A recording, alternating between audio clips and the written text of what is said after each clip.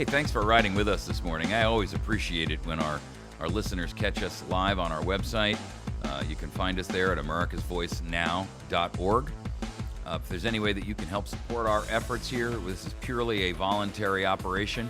I pay for pretty much everything out of my pocket, with the exception of some very, very limited donations from various listeners. And frankly, we're always in the red, and we could certainly use your help. We try to get out here and put on a program every day that enlightens and educates. We encourage you to be a critical thinker. We encourage you to do your own homework, do your own research, your own due diligence, but we give you the basic tools to see how you're being propagandized, how you're being betrayed, how you're being sold down the river. Shouldn't be your sole source, but it should certainly be a starting point where you can gather information that will help you to truly understand the issues that are happening in our news on a day in and day out basis. I post up a ton of stories on our americasvoicenow.org site, our Facebook page at facebook.com/americasvoicenow, and basically in our YouTube channel at youtube.com/americasvoicenow. Basically, if you can remember America's Voice Now, you can find us. And the idea is that we take news stories that are happening every day, and I post a dozen or so of them up every day. And I give you kind of an insight or a little paragraph at the top of each one that is my take on that story and why it's important to you. Sometimes it's just to point out that here's a mainstream media news article, let's say, or a story that's posted that is more interesting to you, not because of what they've written, but because of what they've left out. You know, the mainstream Ministry of Propaganda, as I call them, it's the MOP, right? The Ministry of Propaganda. You can ignore calling them the mainstream media. Let's coin the term Ministry of Propaganda, because that's essentially what they are. I posted a story up this morning with Cheryl Atkinson, who left CBS News. That's the Communist Broadcasting Network, because she's very clear here. She's very clear about the unprecedented influence on the media by special interests, political interests, and corporations. She left CBS because they refused to allow her to expose the scandals of the IRS, Benghazi, Obamacare, and numerous other types of stories she'd been doing. She is probably one of the most well-respected journalists in the United States of America right now. She explains exactly how bad things have gotten. The Ministry of Propaganda is now officially a propaganda arm of national and state governments, ladies and gentlemen. And so we try to give you an alternative to that. And we try to kick off, if you will, or jumpstart your critical thinking process. The real reason that the BLM wants the Bundys gone off of that property out there is because they are working on fracking leases. And they're working with oil and natural gas entities that are interested in having access to that property. And here's the problem. They can't have it, and they can't lease it and feel unrestricted in their ability to, gather and drill and do whatever it is that they've got to do with Bundy on the property. Because Bundy's rights to be on the property supersede their lease agreements. Get it? And Bundy is a user of the precious water supply that fracking would require. Remember what fracking is, right? It's water and chemicals, largely made up of, for the most part, water, that are injected down into these wells to pressurize the wells and push the oil or gas up. The Bureau of Land Management has been working, and of course, they're telling us it's about this endangered tortoise. But we know that that's a lie, because they've actually been euthanizing. They have 1,400 of them in a refuge right outside of Las Vegas. That, by the way, has a budget of $1 million a year for 1,400 turtles. Really? Yes, that's the truth. Last year, their budget wasn't met. They have $1 million budget. They only got $290,000. So let's round it up and call it $300,000. They were $700,000 short of their goal. So they euthanized 700 plus of the turtles that they're supposed to be guarding from their endangered status. So this isn't about turtles. We know that. We know that the BLM, there are wild horses out on the same exact stake of ground. the same exact geography that they're talking about Clive Bundy ruining based on his cattle forage. And they're saying that the cattle are eating up, and competing for the same food as the tortoises. Well, guess what? There are 2,000 wild horses on that same exact portion of land. And the BLM is limited to only allowing 700 of them. So guess what? They've got a 1,300 horse overage, and they have done nothing about that. So whose rights supersede what? In other words, does Cliven Bundy have the right to say, hey, these horses are eating the forage that I'm supposed to be paying for, and he has paid for it to those people who want to throw the detraction out there that he hasn't paid. He sent the money into the county government, who does own the land. The BLM manages it, but the county government owns the land. They've rejected it. They said that money has to go to the BLM, and he says, well, I'm not paying the BLM. I'm paying you. Now, there's 1,300 more horses on the property than the BLM is legally allowed to allow. What have they done about that? Nothing. Nada. Zip. Zero. Zilch. They've done nothing about that. So we know it's not about horses, and we know it's not about tortoises, and we know it's not about limited forage. Well, what is it? The Nevada Bureau of Mines and Geology shows a ton of exploratory drilling that's been conducted in the same exact area where the Bundy family has been running these cattle since the 1870s. It's called the Gold Butte area. And there are some maps up on our Facebook page and our website at americasvoicenow.org. It's indicated on these maps in the lower right-hand corner. I've actually given you a couple of links, but one of them is a narrowed, is a close-up link of this area. And you can clearly see this is right to the northeast of Fort Meade. Lake Mead, not Fort Meade. I guess I got the NSA on the brain, right? This is just to the northeast and to the east of Lake Mead. And Gold Butte is directly east and adjacent to Lake Mead. Now, there are pinpoints all over this map that shows where they've been doing gas and oil exploration and fracking exploration and so forth and so on. And the issue here is that the oil that is underneath the ground there and possibly within this Gold Butte area itself, which is where all of this is taking place, is the real reason why the BLM is going after getting these folks off this map. Here's why. The BLM collects $1.27 million in shale fracking leases. And this is in Nevada. So this was just, in fact, this article was just out in a magazine called the shalereporter.com. And here's what they state in the report. This is, of course, this was published 2 weeks ago, so that's before the Bundy thing kind of made the news, right? U.S. Bureau of Land Management geologist Lorenzo Trimble tells the Las Vegas Review-Journal the Elko County oil and gas leases sold Tuesday for $1.27 million to 6 different companies. The auction took place in Reno.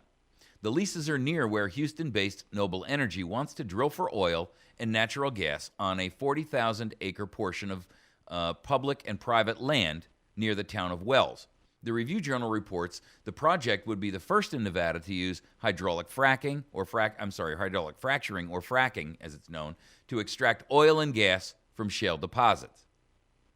So here's what this is really all about, ladies and gentlemen. We know it's not about turtles. We know it's not about cattle. We know that it's not about wild horses who are competing with the forage that they're charging Cliven Bundy for.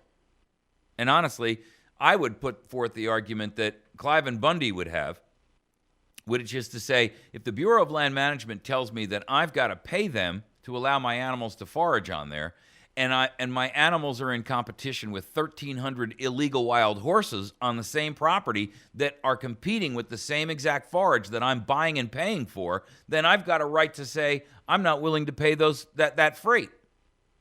Has anybody brought that argument to light? I mean, if the BLM is only supposed to have 700 horses on there, but there's 1,300 in excess of that number for a total of 2,000, then those 1,700 horses that are the 1,300 horses that are in excess of the 700 limit are competing for the same fodder that the 900 cows of Cliven Bundy are paying to find. The BLM is running a land theft operation. They claim that they're managing the land, but they haven't managed the wild horses on it. They're killing the tortoises they claim to be saving. And really what this is about is they will bar anyone from utilizing land where they don't get their cut. Boom. That's what this is really all about. Listen, this is no different than a group of gangsters who say, you want to do business in this community? We get our piece. That's how it works. You see, the BLM is not an agency that, first of all law enforcement at this point is really all about generating revenue. Almost none of it is about protecting you, the public. They don't really care a rat's rear end whether you're raped, robbed, pillaged, drug-infested communities. They don't care. That's not what this is about. Look at law enforcement and the actions of law enforcement of late and tell me that any of that has anything to do with really protecting you. The DEA is in open collusion with drug cartels over the Mexican border. Open collusion. They're feeding them guns and ammunition and intelligence so that they can be the kingpin drug cartel. Look, if the DEA was truly interested in wiping out the drug trade, they wouldn't cooperate collectively with one drug gang while trying to put the other drug gangs out of business using that drug gang as the method of access. That's not how law enforcement works. You don't eradicate an enemy by colluding with that enemy or one faction thereof. Not if it's truly an enemy. And that, ladies and gentlemen, that's where the real rub comes from. They're not really the enemy. They're a business partner. Where's the story about the $400 million that the DEA was money laundering that came out a year ago and hit the wires for about 87 seconds and then disappeared from view? $400 million they were caught laundering. The DEA, the largest drug dealer in the history of the planet Earth. Yeah. And they use the courts, all of these administrative agencies, which, by the way, have no constitutional authorization to exist. Let's get it straight and understand right off the bat what the deal is with these administrative agencies. They have no right and authority to exist. I said this yesterday, but for those of you that are new to the program, I mean, the hits are way up on these videos. So let me just explain this to you so you understand it fully. There is not a federal agency in existence, with two exceptions, that has the authority to exist constitutionally. The two that can exist legally are Border Patrol, which is a legitimate, federally mandated by the Constitution obligation of the federal government. The second one is Commerce. That's it, ladies and gentlemen. And they're really not even agencies. You know, Commerce is not an agency, it's a department. That's it. The rest of these agencies have no authority to exist. None. Why? How can I say such a thing? Let me make it very clear and very simple for you to understand. We gave Congress, as we the people, as in the consent of the governed, we gave Congress limited power of authority to act on our behalf. Number one, that presumes that they're always acting on our behalf, which clearly has not been the case in a very, very long time. Number two, we gave them the authority to act on our behalf, but only them, because they are elected and we have a methodology of removing them from office in theory, assuming that they are not following or doing what is in our best interest or following our direction. Here's the problem. They have subdelegated the power of attorney we have given them to unaccountable, unnamed, unelected individuals who, quite honestly, if you take a look at every administrative agency, none of them swear an oath to the Constitution. None of them. A few law enforcement agencies do, and that's it. The National Park Service, they do not take an oath, ladies and gentlemen. The Bureau of Land Management, they do not take an oath to the Constitution. Did you know that? No, you probably didn't. Neither does the FAA, neither does the FCC, neither does the FDA, the USDA, the ATA. I mean, go on and on and on and on and on. I can give you the laundry list. It's about 1,000 names long. All of them made up of initials. The Department of Education, no such luck. They make no oath to defend and protect the Constitution or to operate within its boundaries. And so think of it this way. You, because you want to buy a piece of real estate. So you go to a friend of yours and you say, look, I'm going to give you a limited power of attorney to act on my behalf because I got to be out of town. So I'm giving you this power of attorney to go close on that real estate deal. Here's my checkbook and here's the power of attorney I give you. And it allows you to deal in real estate in my name, but for this limited period of time. And he takes it and he says, that sounds great. I'll be more than happy to help you out. You zip off to vacation. A week later, he goes up to the closing and he realizes that he's got a date. He doesn't want to show up at the closing tomorrow. So he calls his friend, who you don't even know, and he says, listen, I'm going to give you this power of attorney and I'm going to allow you to go to the closing for me because I can't make it. So the friend that you don't know and have no idea what his ethics or morals or legalities are, he goes to your closing, and while he's at it, he writes himself a check out of your bank account for $10,000. Then while he's at it, he also has another piece of paper drawn up that says, hey, this piece of property that I'm buying, I'm going to transfer it into my name.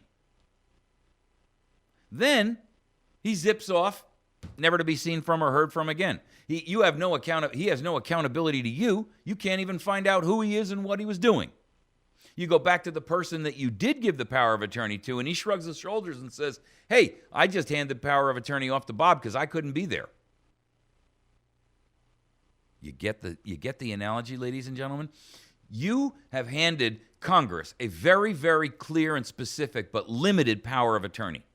They have taken that and expanded its authority without your permission and delegated it out to all of these other people who have not sworn an oath to protect and defend you, they're not elected, so you can't remove them from office when they trespass and go against our best wishes, and they don't even have our best wishes as part of their policy statement, as part of their mission statement. Their intent is for growth. The growth of their agency, not your betterment, not your improvement, not for the betterment of the nation as a whole, not for the betterment of their state, just for the betterment of their three-letter agency. That's the problem. And on top of that, once they're hired in, they can never be fired, ever. Who ever gets fired from the federal government?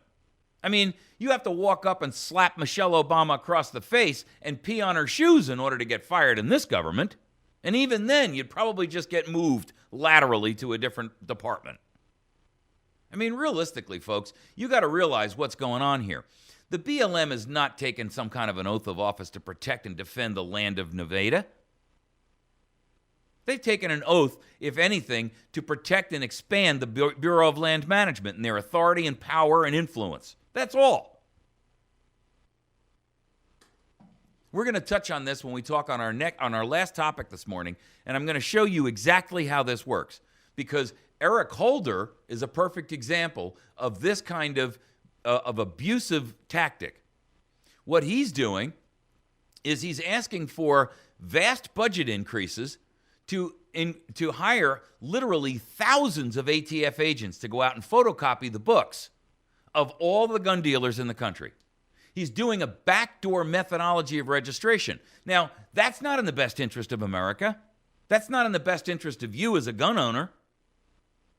They're barred and prohibited legally from doing it. But he doesn't care because the law doesn't apply to these people. And the law doesn't apply to the BLM either.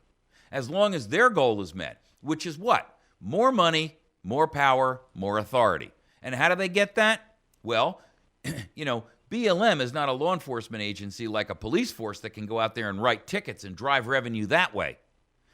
Let me tell you something. Your local law enforcement is not law enforcement there to serve and protect anymore. Now they're there as a revenue source. They're salesmen. They're bringing home the bacon. That's all they do. They don't write you a ticket for not wearing a seatbelt because that's really a safety issue. Come on. They're not kicking down the door of an innocent person and forfeiting their house and their property and their real estate and their automobiles and their businesses because that's in the best interest of the nation. They're doing that because when they forfeit that, they get to keep the money. Follow the money. The BLM is running a land theft operation. They claim it's management, and it's not. It's only managing it when it's in their best interest. And they utilize the excuses of the enviro tyrants that are out there to protect, a squirrel or a snake or a fish or whatever, the spotted owl. And then they turn around and they couldn't care less about the enviro tyrants. All they're doing is using them in a pawn in a game that they don't even know they're playing in. This is much bigger. The same thing with these race wars that we've got going on in the United States right now. These race issues, the United States of America is pitting, rich against poor, black against white, brown against black, brown against white, white against brown, gay against straight. They're pitting all of us against each other because as long as we are fractured in that format, we cannot lock elbows, stand together and say, we're not the problem, you're the problem. And they're utilizing us as pawns in a game that we don't want to, one, participate in, but two, we don't even know we're being played. This is nothing more than a protection mafia gangster racket. Get the Bundys off and get high dollar leases for fracking and oil in. That's what this is about. Nothing more, nothing less. And let me tell you something. Those people that you've been watching in the videos, they are not BLM employees, and they are not National Park Service employees. These people are being brought in from the outside. They are contractors. You watch and see how this plays out. I'm willing to bet you money right now that these people, in a significant number of these people, are not BLM and NPS employees. One, they're kitted out way too well. Two, their tactics are way too aggressive for, the easy life of a BLM and an NPS employee. I've seen BLM and NPS employees. Trust me, they are not aggressive and kitted out and tactically minded like these guys. You watch and see. This will play. If anybody's ever able to figure it out and pull the information together, you're going to find that these people are not employees. They're outside contractors brought in. They're given a costume to wear. It's a khaki costume. But the real truth is these people are not your typical NPS and BLM employee. You watch and see. I can't prove it at this point because I'm not on scene, and all of that. But it'll be played out, and you will find out in the end. These people are not what they are perceived to be. We're going to take a break. When we come back, we're going to tackle our third topic, which is Elijah Cummings, the IRS, the conflict of interest associated with that. He sits on the committee that's investigating the IRS, and yet it turns out he's been colluding with the IRS to do the exact same thing he's supposed to be investigating them for the whole time. I got to tell you, folks, this is beyond comprehension.